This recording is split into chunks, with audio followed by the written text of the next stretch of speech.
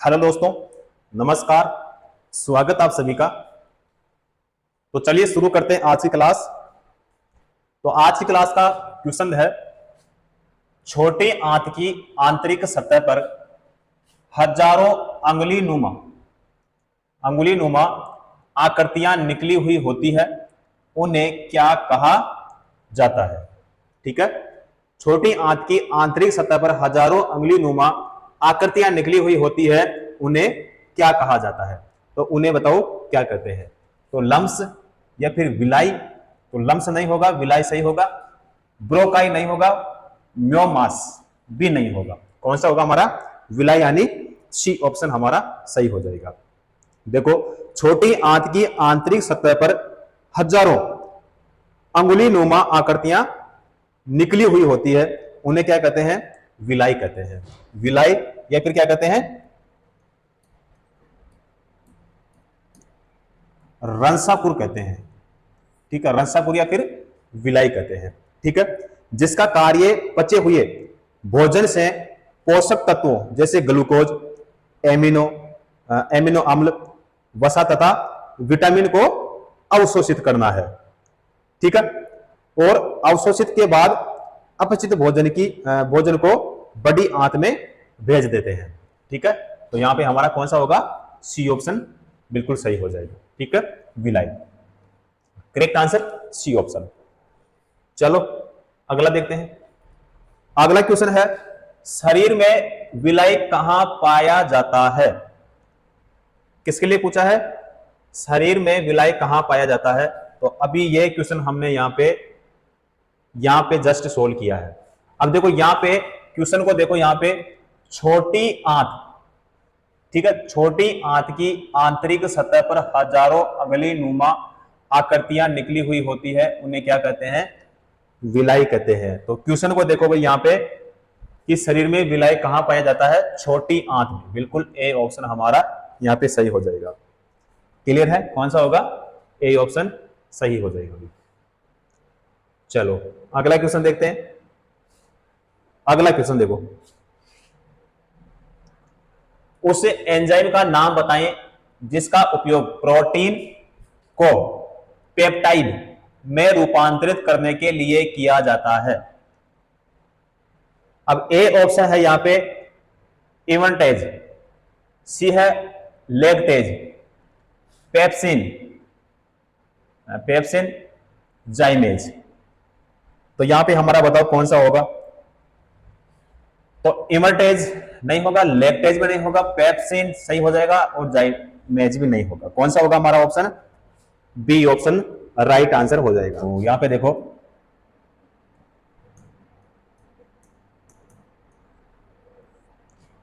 Pepsin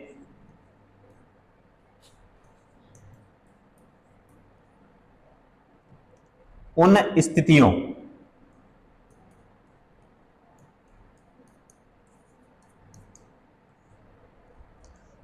स्थितियों में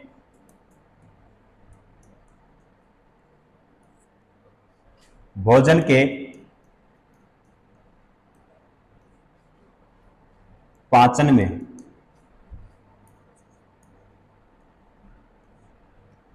मदद करता है, जहां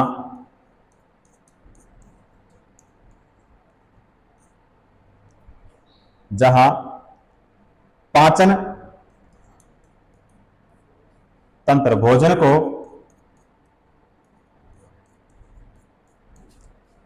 को पचाने के लिए, भोजन को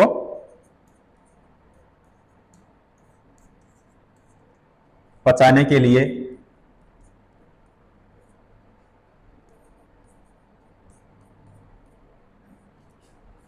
पर्याप्त एंजाइम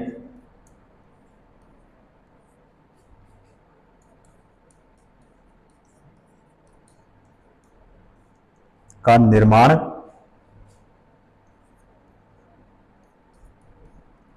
नहीं करता है, नहीं करता है। ठीक है, चलो यहां पे देखो पहले,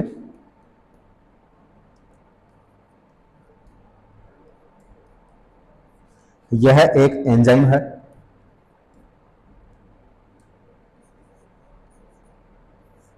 यह एक एंजाइम है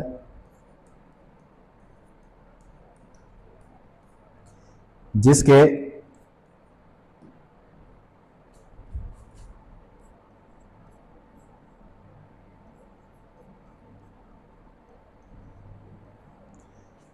जाइमोजेन यानी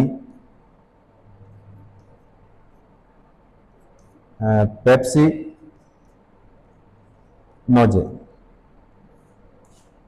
पेप्सिनोजेन, ठीक है, को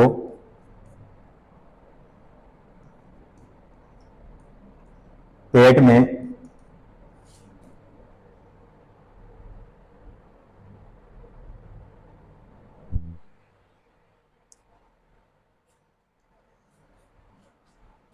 में मुख्य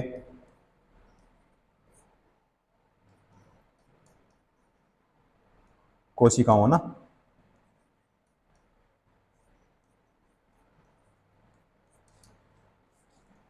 कोशिकाओं द्वारा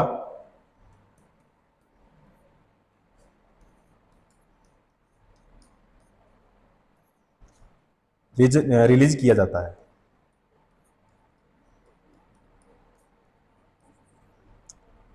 रिलीज किया जाता है, ठीक है।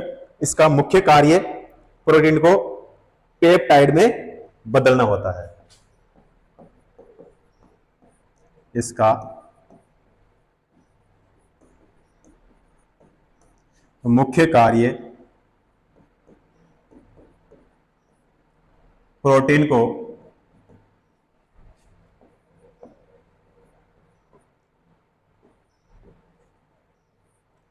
पेप्टाइड में बदलना होता है। पेप्टाइड में बदलना होता है, ठीक है भाई। तो कौन सा होगा हमारा? B option. चलो अगला करते हैं। अगला क्वेश्चन देखो, हमारी जिह्वा पर कौन सा अभिग्राही यानी रिसेप्टर स्थिति होता है? तो प्रकाशग्राही, रस संवेदी, तापग्राही, घ्राणग्राही। तो बताओ भाई इसमें हमारा कौन सा सही होगा? तो प्रकाशग्राही नहीं होगा भाई, रस संवेदी बिल्कुल सही होगा, तापग्राही भी नहीं होगा और घ्राणग्राही भी नहीं होगा। कौन सा होगा हमारा? सी ऑप्शन, ठीक है। जीभ मुख के तल पर एक पेशी होती है। जीभ मुख के तल पर एक पेशी होती है जो भोजन को चबाना और निगलना आसान बनाती है। यह स्वाद अनुभव करने का प्रमुख अंग होता है, ठीक है। तो यहां पे हमारा कौन सा होगा? C option. चलो अगला देखते हैं भाई। अगला क्वेश्चन है, सामान्य परिस्थितियों में अम्ल की अभिक्रिया से पेट की अंदरूनी परत को बचाने का कार्य कौन करता है? सामान्य परिस्थितियों में अम्ल की अभिक्रिया से पेट की अंदरूनी परत को बचाने का कार्य कौन करता है? चलो भाई, ए ऑप्शन है बलगम, एंजाइम्स, जठर ग्रंथि, विलाई। तो विलाई नहीं होगी, जठर ग्रंथि भी नहीं होगी, एंजाइम भी नहीं होगा, बलगम बिल्कुल सही हो जाएगा हमारा ए ऑप्शन। कौन सा होगा भाई? ए ऑप्शन सही हो जाएगा, ठीक है। तो यहां पे देखो, अम्ल की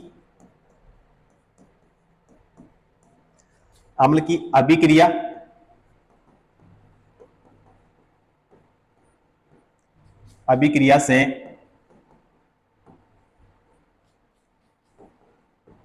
पेट की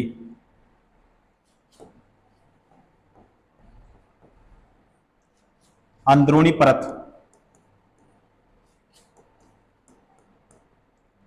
को बचाने का कार्य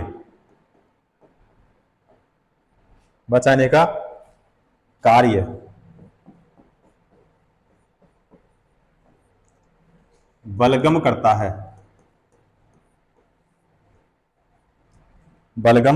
करता है।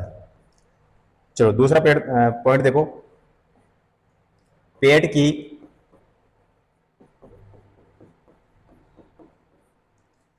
दीवारों के रूप में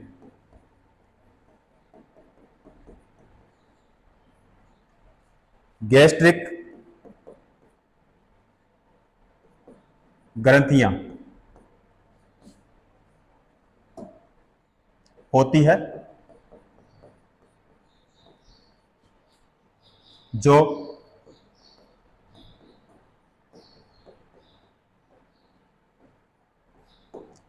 एक एंजाइम पेप्सिन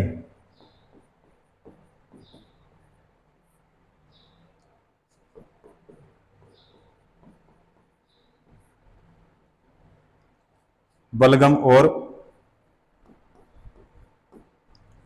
हाइड्रोक्लोरिक अम्ल हाइड्रो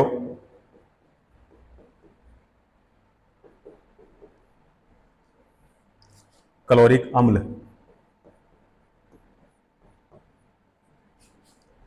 HCl को स्रावित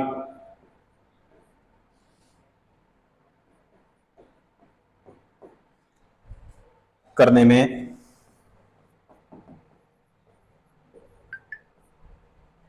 मदद करती है, मदद करती है। जब भोजन पेट के अंदर प्रवेश करता है तो HCl भोजन के अंदर मौजूद रोगाणुओं को मारने में मदद करता है। यह एसिड की क्रिया का कारण बनता है और पेट की भीतरी परत को जला देते हैं। ठीक है, जो आंत में जलन और दर्द पैदा होता है, पेट की दीवारों को एसिड से बचाने के लिए बलगम स्रावित होता है। ठीक है भाई, तो यहां पे हमारा कौन सा होगा? बलगम, यानी हमारा ए ऑप्शन बिल्कुल सही हो जाएगा। चलो अगला क्वेश्चन करते हैं। चलो अगला क्वेश्चन देखो, निम्न में से किस पशु में छोटी आंत सबसे छोटी होती है? यानी किस पशु में छोटी आंत सबसे छोटी होती है? तो देखो यहां पे है गाय, शेर, खरगोश या फिर बकरी। तो बकरी भी नहीं होगा, खरगोश भी नहीं होगा, गाय भी नहीं होगा, शेर बिल्कुल सही हो जाएगा भाई। कौन सा होगा? शेर, यानी सी ऑप्शन सही हो जाएगा। देखो शाकाहारियों की अपेक्षा मांसाहारी जंतुओं में आंत छोटी है। ठीक है, शाकाहारियों में सेल्यूलोज के पाचन में ज्यादा समय लगता है क्योंकि एंजाइम जुगाली करने वाले जीवाणु द्वारा निर्मित होता है। ठीक है भाई, तो यहां पे हमारा शेर यानी सी ऑप्शन क्या हो जाएगा? सही हो जाएगा। चलो अगला क्वेश्चन देखते हैं। अगला क्वेश्चन देखो, निम्न में से किस अंग की व्याधियों के निदान के लिए ईईजी यानी इलेक्ट्रोएन्सेफेलोग्राम परीक्षण किया जाता है? तो मस्तिष्क, अमाशय, हृदय, फेफड़े। तो बताओ भाई हमारा कौन सा होगा? तो यहां पे देखो फेफड़ा नहीं होगा, हृदय नहीं होगा, अमाशय नहीं होगा, मस्तिष्क बिल्कुल सही हो जाएगा। ठीक है, किसके लिए पूछा है कि किस अंग की व्याधियों के निदान के लिए ईईजी यानी इलेक्ट्रोएन्सेफेलोग्राम परीक्षण किया जाता है? मस्तिष्क। तो यहां पे कौन सा हो जाएगा हमारा? ए ऑप्शन बिल्कुल सही हो जाएगा। ठीक है, तो ईईजी तकनीक की मदद से मस्तिष्क की गतिविधियों के आधार पर मानसिक अवस्था की सामान्य और असामान्य स्थिति का पता लगाया जाता है और इसके द्वारा न्यूरॉन्स की इलेक्ट्रिकल गतिविधियों को रिकॉर्ड किया जाता है। ठीक है भाई, तो ए ऑप्शन हमारा यहां पे सही हो जाएगा। चलो अगला करते हैं। अगला क्वेश्चन देखो, निम्न में से कौन सा अंग पित्त यानी रस स्रावित करता है? यकृत, वृक्क, हृदय, मस्तिष्क। तो मस्तिष्क भी नहीं करेगा, हृदय भी नहीं करेगा, वृक्क भी नहीं करेगा, यकृत बिल्कुल सही हो जाएगा भाई। कौन सा होगा? यकृत यानी लीवर। दूसरा नाम क्या होता है इसका? लीवर होता है। ठीक है, चलो देखो यकृत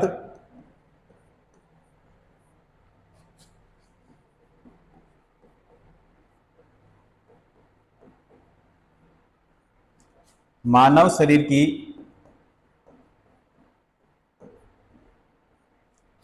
सबसे बड़ी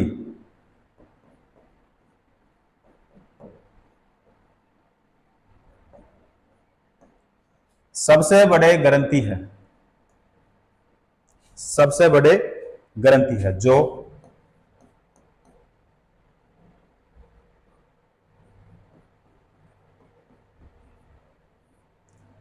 डायाफ्राम के नीचे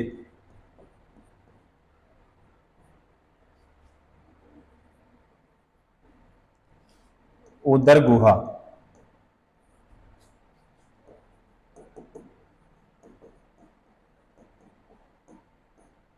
में स्थित होती है, स्थित होती है। एक सेकंड,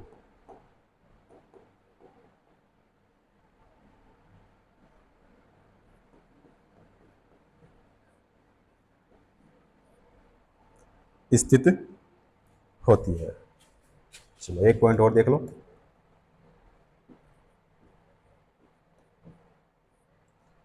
यकृत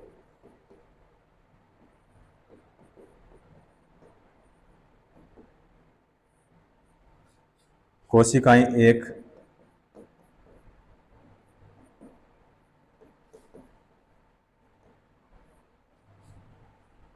विशिष्ट प्रकार के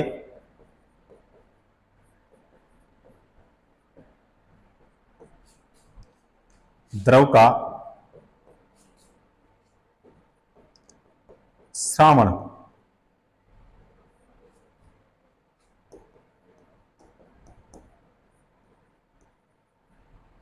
करती है, जिसे पित्तरस कहते हैं भाई। क्या कहते हैं? पित्तरस कहते हैं। ठीक है, ए ऑप्शन सही हो जाएगा। अगला क्वेश्चन देखो, मानव में पित्त का स्राव होता है तो अग्नाशय में नहीं, ग्रास नली में नहीं, छोटी आंत में भी नहीं, यकृत में। बिल्कुल सही हो जाएगा डी ऑप्शन। कौन सा होगा भाई? D option. चलो अगला देखो, बाइल का स्राव होता है तो यहां पे अमाशय से नहीं होता है, बड़ी आंत से भी नहीं होता है, जिगर से सही हो जाएगा, पित्ताशय से भी नहीं होगा भाई। कौन सा हो जाएगा? B option. ठीक है, जिगर से। चलो अगला देखो, चलो अगला है, मानव पाचन तंत्र में, अब यहां पे स्पेस है, से पित्त रस का स्राव होता है तो बताओ भाई यहां पे हमारा कौन सा सही होगा? तो ए ऑप्शन यहां पे है, यकृत बिल्कुल सही हो जाएगा, उदर नहीं होगा, छोटी आंत नहीं होगा, अग्नाशय भी नहीं होगा। कौन सा होगा? ए ऑप्शन, यानी मानव पाचन तंत्र में यकृत से पित्त रस का स्राव होता है। ठीक है, तो यहां पे ए ऑप्शन हमारा बिल्कुल राइट हो जाएगा। चलो भाई अगला क्वेश्चन देखते हैं। अगला क्वेश्चन है, शरीर के किस भाग में पित्त रस बाइल जोश का उत्पादन होता है? तो हृदय में, बताओ हृदय में होगा? नहीं। गुर्दे में नहीं होगा, फेफड़े में नहीं होगा, किसमें होगा? यकृत में। ठीक है, ये क्वेश्चन हमने पहले भी सोल्व कर लिया है। यहां पे कौन सा हमारा हो जाएगा? डी ऑप्शन सही हो जाएगा। चलो भाई अगला क्वेश्चन देखते हैं। अगला क्वेश्चन है, कौन सा पदार्थ पित्ताशय में, कौन सा पदार्थ पित्ताशय में संग्रहित और सांद्रित होता है? तो लसिका, रक्त, पानी या फिर पित्त? तो बताओ भाई हमारा यहां पे कौन सा सही होगा? तो लसिका नहीं होगा, रक्त नहीं होगा, पानी भी नहीं होगा, पित्त। डी ऑप्शन सही हो जाएगा भाई। कौन सा होगा? D option. चलो अगला क्वेश्चन करते हैं। अगला क्वेश्चन है, मानव शरीर में कौन सा अंग पित्तरस का उत्पादन करता है? तो यहां पे है यकृत, बिल्कुल सही हो जाएगा भाई हमारा, तो ए ऑप्शन सही हो जाएगा। कौन सा होगा? ए ऑप्शन सही हो जाएगा। चलो अगला करते हैं। अगला क्वेश्चन देखो, पाचन के बाद प्रोटीन, अब यहां पे स्पेस है, परिवर्तित हो जाता है। पाचन के बाद प्रोटीन परिवर्तित हो जाता है। चलो अब देखो, ए ऑप्शन यहां पे है, छोटी छोटी गोलियों में नहीं भाई, कार्बोहाइड्रेट में, नहीं होगा। स्टार्च में नहीं होगा। अमीनो अम्ल में बिल्कुल हो जाएगा। डी ऑप्शन यहां पे हमारा सही हो जाएगा। ठीक है, यहां पे देखो,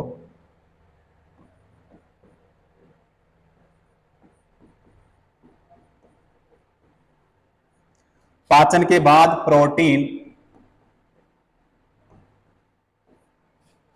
प्रोटीन अमीनो अमीनो अम्ल अमीनो अम्ल में परिवर्तित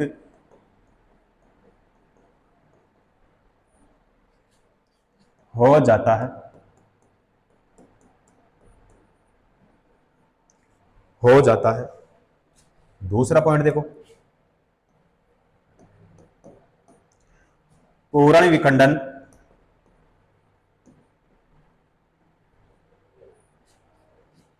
पर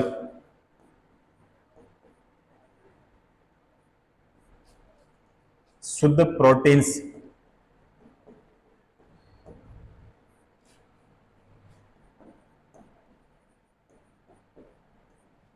के अणु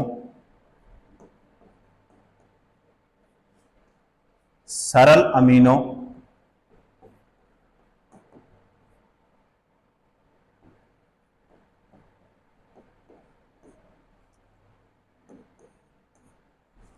अम्लों के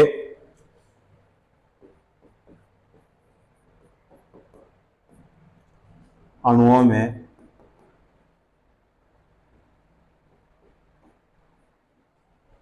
टूटते हैं।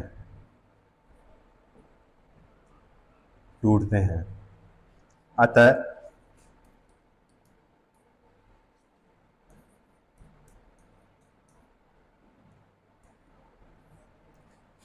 प्रोटीन्स अमीनो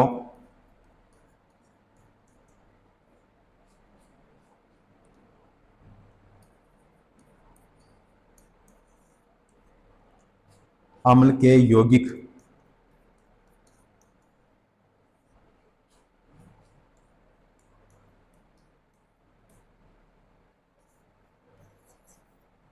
यौगिक होते हैं।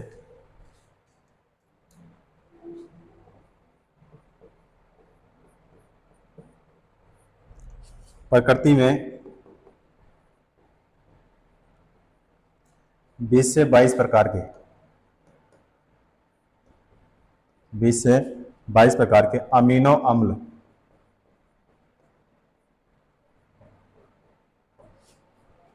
पाए जाते हैं।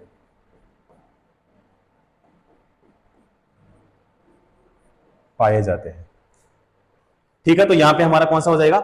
डी ऑप्शन सही हो जाएगा। और यहां से भी अगर आपको क्वेश्चन पूछा जाए तो यहां से भी आपको ध्यान में रखना है। ठीक है, चलो अगला क्वेश्चन करते हैं। अगला क्वेश्चन देखो, मानव इनमें से किसे नहीं पचा सकता? मानव इनमें से किसे नहीं पचा सकता? सेल्यूलोज बिल्कुल सही हो जाएगा भाई, अमीनो अम्ल नहीं, स्टार्च नहीं, ग्लाइकोजेन ये भी नहीं होगा। कौन सा होगा हमारा? ए ऑप्शन बिल्कुल सही हो जाएगा। सेल्यूलोज का पाचन मानव द्वारा नहीं किया जाता है ना? तो यहां पे देखो, सेल्यूलोज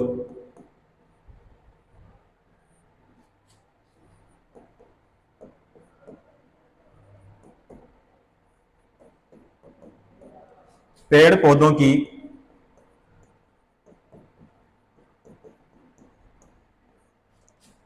कोशिका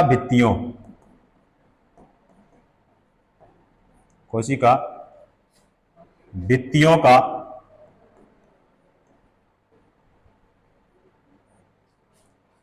प्रमुख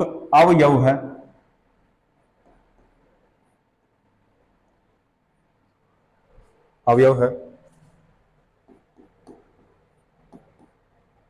एक सेकेंड अभी। हरे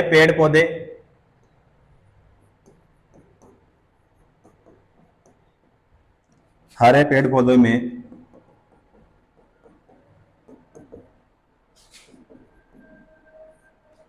कोशिका भित्तियां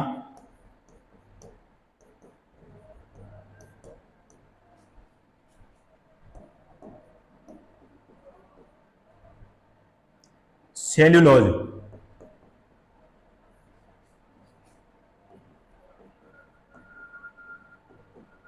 की बनी होती है, की बनी होती है। यह एक कार्बनिक यौगिक है जो एक पॉलीमर का रूप ले लेते हैं। ठीक है, तो यहां पे हमारा कौन सा होगा? A option. मानव इनमें से किसे नहीं पचा सकता भाई? सेल्यूलोज को। ठीक है, ए ऑप्शन हमारा सही हो जाएगा। चलो अगला क्वेश्चन करते हैं।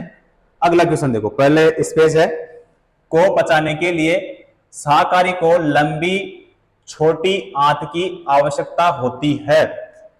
तो यहां पे देखो ए ऑप्शन है क्लोरोप्लास्ट, कार्बोहाइड्रेट, सेल्यूलोज, प्रोटीन। बताओ कौन सा हमारा सही होगा? तो यहां पे हमारा देखो ए ऑप्शन नहीं होगा, सी भी नहीं होगा और डी भी नहीं होगा। करेक्ट आंसर हमारा कौन सा होगा? B option. सेल्यूलोज को पचाने के लिए शाकाहारी को लंबी छोटी आंत की आवश्यकता होती है। कौन सा होगा हमारा? बी ऑप्शन बिल्कुल सही हो जाएगा। चलो भाई अगला क्वेश्चन करते हैं। अगला क्वेश्चन देखो, लैक्टोज असहिष्णुता क्या होती है? लैक्टोज असहिष्णुता क्या होती है? तो देखो, लैक्टोज असहिष्णुता एक पाचन संबंधी विकार है जिसमें छोटी आंतें दुग्ध उत्पादों में पाए जाने वाली शर्करा को तोड़ने में असमर्थ होती है। लैक्टोज एक एंजाइम होता है जो दूध में पाई जाने वाली लैक्टोज शर्करा को ग्लूकोज और गैलेक्टोज में विभाजित करता है।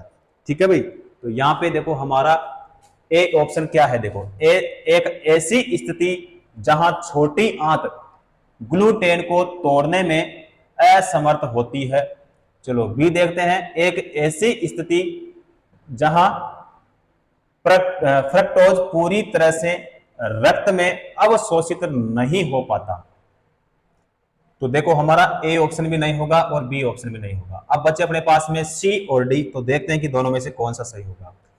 इसके लक्षणों में ग्लूटेन के प्रति प्रतिकूल प्रतिक्रियाएं शामिल है, तो यह भी हमारा नहीं होगा। करेक्ट आंसर कौन सा होगा? D option.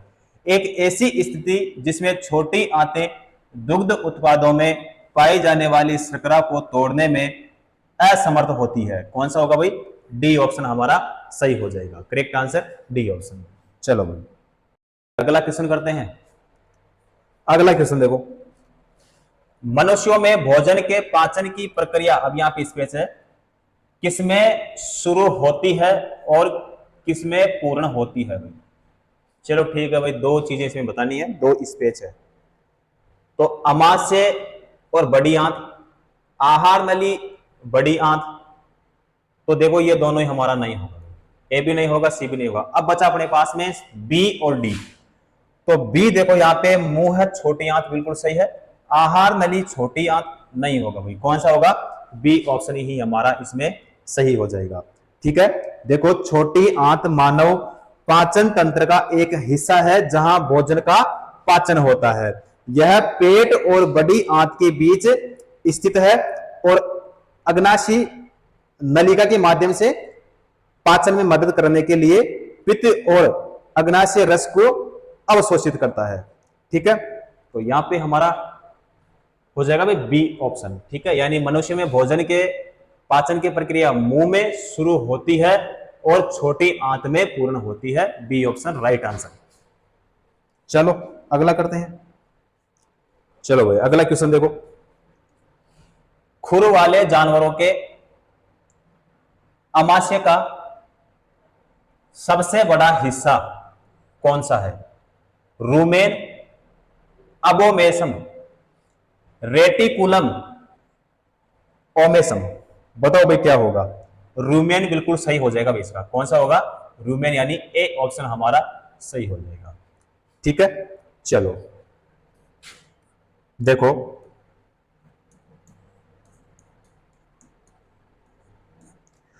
खुर वाले जानवर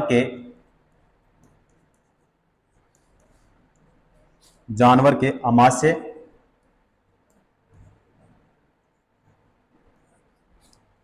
का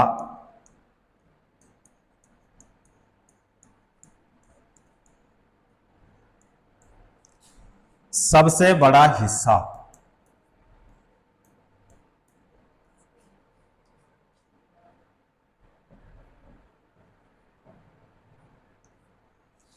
रूमेन होता है भाई। क्या होता है?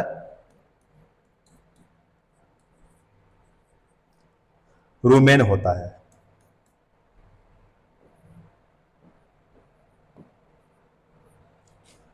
रूमेन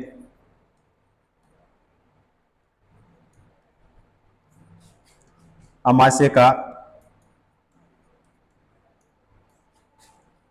पहला भाग होता है।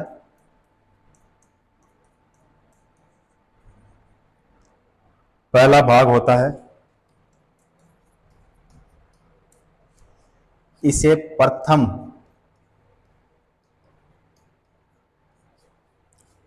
पेट भी कहते हैं।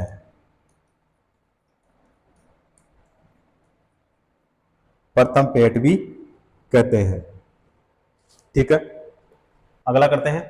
अगला क्वेश्चन देखो, निम्नलिखित में से कौन सा मानव की आहार नाल का हिस्सा नहीं है? मलाशय, ग्रास नली, श्वास नली, ग्रहस्नी। किसके लिए पूछा है? आहार नाल के लिए पूछा है। मानव की आहार नाल का हिस्सा नहीं है श्वास नली होगी। श्वास नली यानी सी ऑप्शन सही हो जाएगा हमारा। देखो,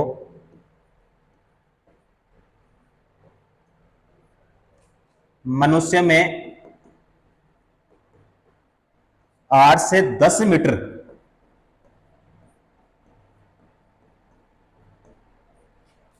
लंबी आहार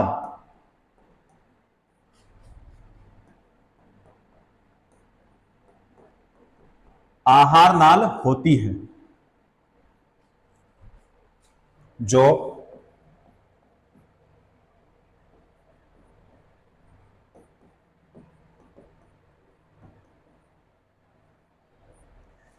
मुख से लेकर मल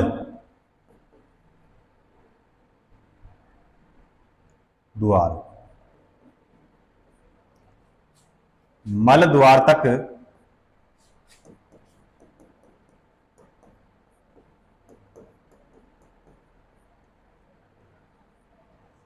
फैली होती है।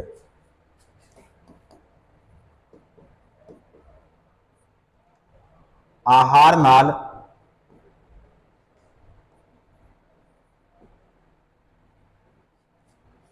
पांच भागों में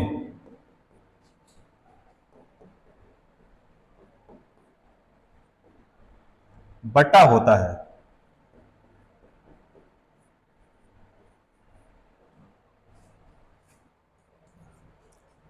मुख,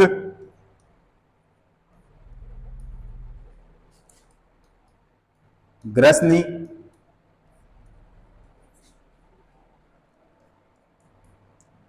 ग्रसनी, ग्रास नली,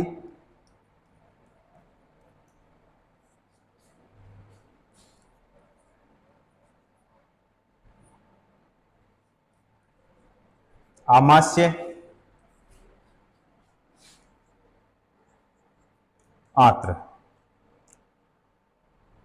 ठीक है, तो यहां पे ये आहार नाल 5 भागों में, तो ये मैंने आपको यहां पे बता दिया है। ध्यान रखना अगर यहां से भी आपको क्वेश्चन पूछा जाए तो। ठीक है, सी ऑप्शन यहां पे हमारा सही हो जाएगा। चलो अगला देखो भाई। अगला क्वेश्चन है, निम्नलिखित में से कौन सी ग्रंथि मानव शरीर में पाई जाने वाली सबसे बड़ी ग्रंथि होती है ना? कौन सी ग्रंथि मानव शरीर में पाई जाने वाली सबसे बड़ी ग्रंथि कौन सी होती है? तो बताओ भाई कौन सी है? तो ग्रसिका ग्रंथि तो नहीं, यकृत बिल्कुल सही हो जाएगा, सी ऑप्शन। ठीक है, तो ये भी नहीं होगा, ये भी नहीं होगा, सी ऑप्शन ही हमारा सही हो जाएगा। तो चलिए देखते हैं। देखो, यकृत,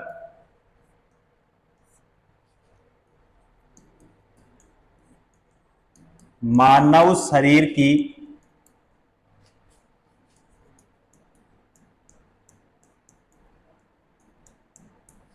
सबसे बड़ी ग्रंथि,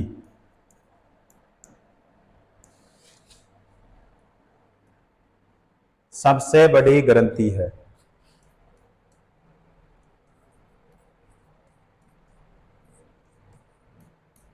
यकृत का वजन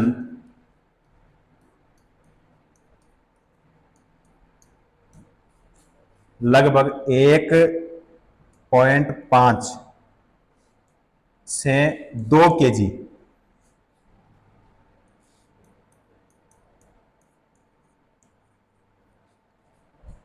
होता है।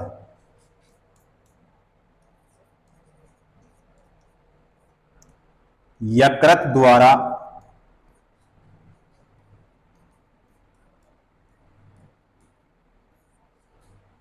पित्रस्रावित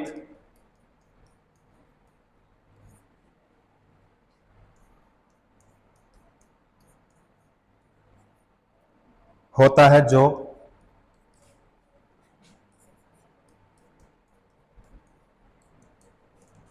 आंत में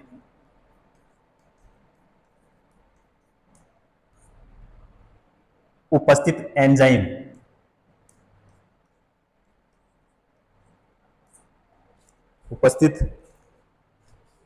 एंजाइम की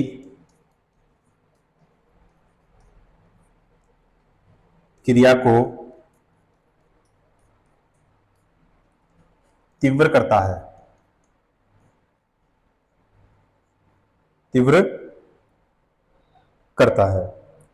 यकृत प्रोटीन की अधिकतम मात्रा को कार्बोहाइड्रेट में परिवर्तित कर देता है। श्वेत ग्रंथि पसीने की ग्रंथि होती है, जिससे पसीना स्रावित होता है। ठीक है भाई, तो यहाँ पे हमारा सी ऑप्शन ही सही होगा, यकृत हो जाएगा। और यहां से भी अगर आपको क्वेश्चन पूछा जाए तो यहां से भी आपको ध्यान में रखना है भाई, यहां से मैंने आपको बता दिया है। ठीक है, चलो भाई अगला क्वेश्चन करते हैं। मानव शरीर में निम्न में से किसका आकार यानी साइज सबसे बड़ा होता है भाई? ठीक है, आपको देखते ही क्वेश्चन का पता चल गया होगा कि इसमें कौन सा ऑप्शन सही होगा। ठीक है, आप सभी के बी ही ऑप्शन हमारा आ रहा होगा, यकृत। ठीक है, क्योंकि अच्छा क्वेश्चन है और सिंपल क्वेश्चन है। ठीक है, मानव शरीर में किसका आकार यानी साइज सबसे बड़ा होता है भाई? यकृत का होता है। ठीक है, तो यहाँ पे हमारा बी ऑप्शन सही हो जाएगा। चलो भाई अगला क्वेश्चन देखो, अगला है मानव शरीर का सबसे बड़ा आंतरिक अंग कौन सा होता है? तो इसमें भी आपको देखते ही पता चल गया होगा कि इसमें भी हमारा कौन सा ऑप्शन सही होगा। ठीक है, तो यहां पे हमारा ए ऑप्शन बिल्कुल सही हो जाएगा। कौन सा होगा? यकृत। ठीक है भाई, कौन सा हो जाएगा? A option right answer. ठीक है, चलो तो आज की क्लास को यहीं पे करेंगे समाप्त, उसके बाद में करेंगे भाई नेक्स्ट क्लास में। ठीक है साथियों।